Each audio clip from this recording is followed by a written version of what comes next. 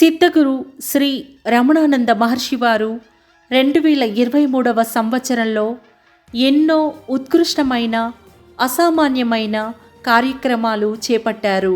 2023 శివరాత్రికి కేవలం 9 రోజుల్లో 127 శివలింగాలను విగ్రహమూర్తులను ప్రతిష్ఠించి ఆయన అమోఘమైన భక్తిని దృఢ సంకల్పాన్ని నిరూపించారు.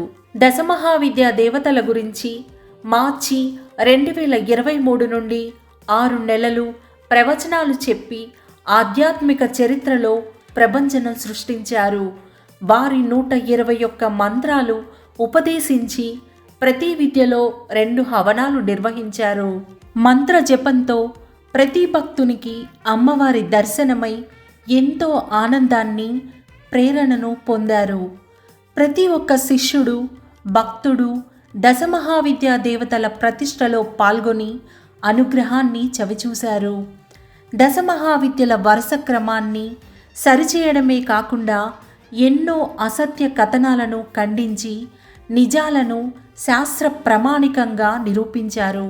ఇందుకు సంతోషించిన దశవిద్యలు మసన చెన్నప్ప గారిని నిమిత్తమాత్రంగా చేసుకొని సిద్ధగురు శ్రీ రమణానంద మహర్షి వారిని జగద్గురు శ్రీ రమణానంద మహర్షి వారిగా బిరుదును ప్రదానం చేయించారు. దశమహావిద్యల పతిదేవుళ్ళైన దశ భైరవులను ప్రతిష్ఠించారు. ఇది ప్రపంచంలో ఇప్పటి వరకు ఎవరూ చేయని ఆధ్యాత్మిక కార్యక్రమం.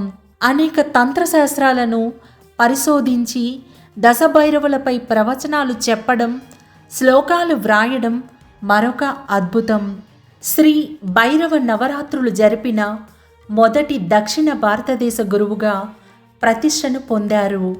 ఈ విధంగా 2023వ సంవత్సరము జగద్గురు శ్రీ రమణానంద మహర్షి వారి జీవితంలో ఎంతో ప్రత్యేకతను సంతరించుకుంది. వారికి ఎంతో సంతృప్తిని ఇచ్చినది అని చెప్పక తప్పదు.